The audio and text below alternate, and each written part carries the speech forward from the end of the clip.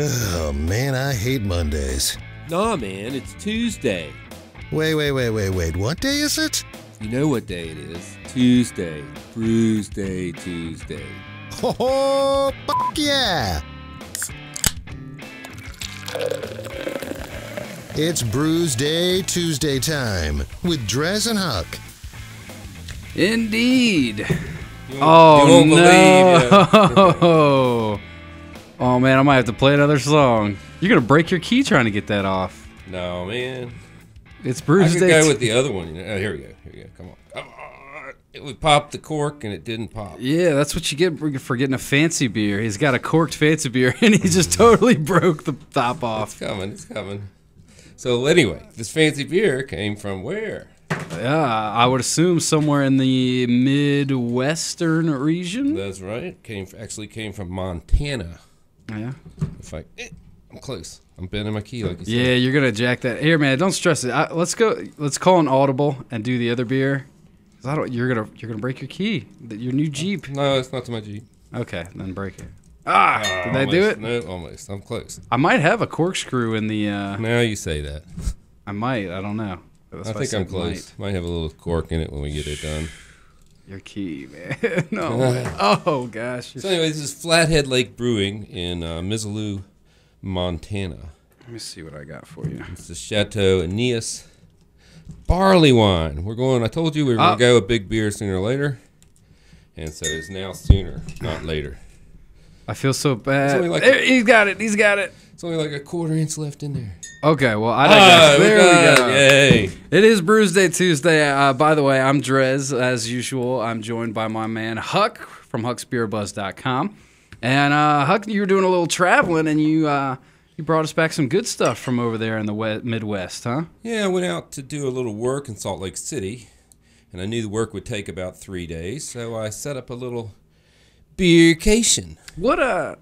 I got to ask, what's it like in Salt Lake City? Because I hear it's like almost like a whole different country because it's very Mormon out there, and I know that they're particularly like their drinking laws and stuff are not usual. That's just the tip of the iceberg. Yeah. Okay, so in Utah, I'll start with I'll lead off with the strangest thing. All right. Well, first of all, so what'd you say we were drinking again? This is a barley wine of what? Mm-hmm. It's aged in wine barrel. It's called the Chateau Aeneas barley wine. Handcrafted on the shore of Flathead Lake. Enjoy Montana's liquid treasure, and it is a treasure. It is a treasure. Wow, you can definitely taste the wine. So anyway, the first thing I'll just tell you, the first law in Utah, and somebody's challenging this, is if you build a new restaurant, you have to put up what they call Zion's Veil. And that is a piece of plexiglass that you can't see through, or a wall between the bar and the customers, so that children can't see drinks being made. So everyone knows that watching somebody make a highball will turn you an alcoholic. So you're talking about the actual bar versus the restaurant area. Yeah, well, between the bar and the children. Okay. There has to be a opaque wall or a translucent wall. Second thing, bizarre. All beer is 4% on tap. Yeah. Like imperial barley wine like this one we're drinking that's 8.7 would have to be 4% to be served on tap. I'm like, okay. But they can serve stuff with a higher ABV in a bottle? Yes, they can, but then you have to buy dinner. To be able to buy a bottle, you have to have dinner with it? To drink in Utah, you have to eat. You have to buy an entree. So I know, and I always thought... I got pretty fat. I thought Virginia was bad, that you have to at least serve food wherever alcohol is served. You have to buy an entree. But they actually make you buy food. Yes. Wow, they're pretty hardcore. Yes. So it was interesting to say the least. Yeah. I only went to like 2 breweries, and at one of them I just bought beer to go. Okay, the only place you can buy beer to go is at breweries. You can't just go to the corner store. Yeah, they got 4% beer. Everything you want, 4%. To find good beer. Yeah. Gotcha. I'm like, okay, but the sun is very bright there. The Great Salt Lake was awesome. Muscoozy. Awesome. And there's mountains everywhere. It's like, you walk down the street, let's go get to McDonald's. Oh, look at that view. McDonald's with a huge view of the Rockies. Oh, yeah. Oh, well, let's go to the park. Oh, look at that view. The park with a view of the Rockies. Everywhere. And then once we got north of there, we went through Yellowstone and then Came back through Idaho. So Idaho's like these huge plains, like 30 miles wide, with mountains jutting up on either end. No foothills. It's flat and mountain. Flat and mountain, but it's tremendous. Pictures don't do it justice. Yeah, I was gonna say it sounds like you gotta kind of see it to believe it, sort of deal. I took pictures and I posted up one day's worth last night, but I haven't really gotten to the next set yet. It'll probably be a day or two before I get them all up. Yeah, I still haven't posted my pictures from Kentucky. Like it takes forever to do. Yeah, and plus I had 4 cameras working. I had 2 phones. Liz had a phone and I had a camera, so I have too much. I'm thinking about dividing it back out into like 3 folders because it's hard to sort them. But and then you try to keep it in like there. I went to the speaking of current events, I went to the Pride Parade on Sunday. We went down to get some information that was going on. I took a bunch of pictures of that. So I was going to put those kind of in a separate folder and put them up. It's kind of a current event with what went on over the weekend. Yeah, crazy stuff, man. Oh man, people were crazy. Yeah. But anyway, so then we went to the Great Salt Lake, and it's just really bizarre. There's like all these little flies, and then all these little tiny little shrimp, like 1/4-inch shrimp, and they eat the little flies, and you can run along the shore, and all the little flies take off. And Liz she left. She would hang out with me, so I was chasing flies and shrimp, brine flies, and brine shrimp, and hang with the brine shrimp. And everybody's out there, floating real high. Everybody has to go. I didn't go swimming. I waited. And then where else? Oh, we went to Park City. Oh my gosh. Get up there, and we have to walk up like 6 blocks up the hill to get the brewery. We get there, we're both going. I look at my phone, the altimeter, we're at 8,500 feet. Oh my gosh. They left the oxygen out. There was none there. We were just like fat people from the lowlands. And then you're like, give me, let's drink. Yes, we did. That was good. Well, man, so yeah, obviously Parkway. I mean, was there some good beers? I know they're limited to how much ABV and like I said, we went to the Park City, and we went to Wasatch. That's the name of the mountain. Wasatch, man. Wasatch. Anyway, the Wasatch mountain range is what is right there, and so you got Alta, Park City, 3 or 4 different ski areas, and I mean they ski from what looks like the top of Everest. They'll have a tram that goes to the top of the mountain, and you're like skiing off the top of Everest. I was a ski patroller, but I don't know that I'm going up there. Not at my age. I'm not a skier, I'm 29 so that ain't me. Yeah, well, I'm just saying, it looks scary, but everything's cool, And we were studying on this a little bit. They got all these gates.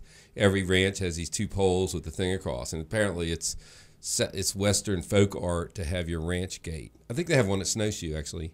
And they're all different and cool. We went through Yellowstone, the whole thing. We did see. I got a bunch of brews with a view. I posted up. One of them was Old Faithful with a beer in front of it. Nice. And, got to. Yeah, I'll need to go back because there's a whole bunch of different geysers I didn't get to see because they all go off at different times, and we only allotted 2 hours, and we would have needed about 6 hours.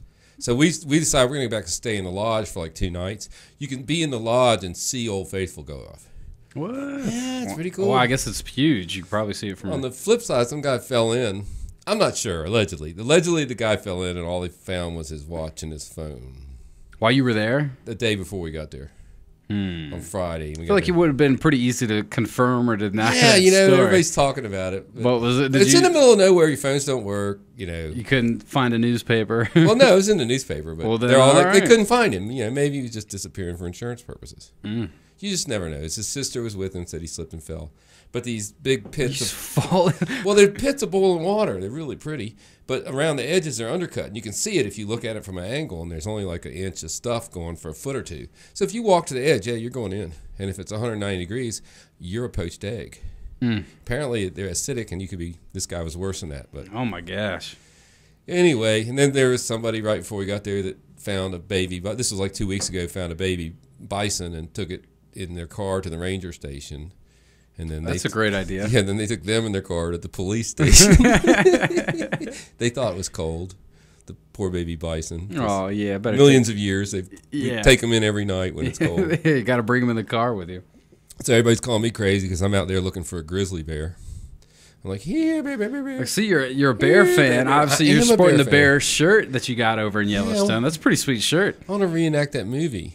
The guy wrestles the bear, does whatever he does with the bear. It's not clear. Revenant? Yeah, it's not clear what. I got it. Actually, I got that on Blu-ray for my birthday. I still haven't watched it yet. All right, well, let me know. Pretty gnarly. Happens. I haven't seen it yet either. You haven't I just heard about it. Yeah, it's supposed to be pretty good. Yeah, the grizzly bear. They did give us some pointers while we were there, And they talked about identifying that. Well, first of all, they said when you go into bear country, you make a lot of noise. You could wear a bell. You should take some bear spray, which is pepper spray. And most of the time, that'll stop them. You don't want to run. Don't carry any food. Yeah, definitely don't run. Don't climb tree to get away from them, right? Don't play dead. I heard that's another one. Really, you just want to be loud and big, right? Yeah, with a grizzly and just stand there and he'll hold your ground. Leave. Yeah, and spray him with the spray. But they did say that you could tell if you're in the area because, like, the scat from the blackberry is about an inch in diameter. They're very dark and they usually have fruits and berries in them. And the scat from the grizzly bear is different. It's a bigger pellets. It smells like pepper and usually has bells in it. Crickets. We get it. But all right, well let's untap this barley wine here. We got so what's I didn't write it down. You got to read it to me again. Yeah, you got the bottle over there. It's the Chateau Aeneas, Aeneas barley wine from the North Shore Project. This is bottle 35 of 600. Only 600 of these beers were bottled. Let me see that bottle. It is definitely different. And as a barley wine, I'm going to say it's mild. It's a mild barley wine. Yeah, and looking at the color for a barley wine, a lot lighter than usual. Usually you'll see them a lot darker, and they're usually more potent too. Like I feel like most barley wines are like 12%, stuff like that. And this one's what'd you say, 8.75? 8.7, I think. But it's got a lot of fizz. It's got a nice lacing on the glass. It's nice and thick. It's very, very good mouthfeel on this beer. All right. Well, then, while you're at it, why don't you give us your Untap score? Untap is the free app that you can download to your cellular device. Keep track of what beers you have, what you like, what you don't like, what you think of them. What do you think, man, about Chateau Aeneas barley wine? I'm feeling a 4.5 on this beer. I'm really liking it. Wow, that's up there for you. I'm a fan of the barley wine. This is a good one. I'd probably give it a 5 if it was 10 or more %. Yeah, if it was a little bit more potent, and a little bit more. I'd bump it up a little bit. It's got that little barley wine. It's the wine taste in this is kind of coming off. It's actually aged in wine barrels, so it's bringing off the barley wine taste a little bit, but it's still very good beer. Very good beer. 4.5. I mean, I would buy it for a present from my mother. There you go. You know what? Wouldn't knock her down to get her to it. That's a 5. There you go. No, I'm with you, man. I bet my mom would like this bottle of this barley wine. But I suspect it doesn't come out this way very often. It's pretty good. It's a different style. Like I said, it's not like most barley wines that I've had before. It's lighter. It's not as heavy. ABV wise, and like you said, the coloring, lacing's good though. I do like that. You can tell it's a barley wine though. I mean, it definitely hints the flavor. Definitely, it's pretty damn good. I think I'll give it a 4.25, maybe a 4. I'll give it a 4.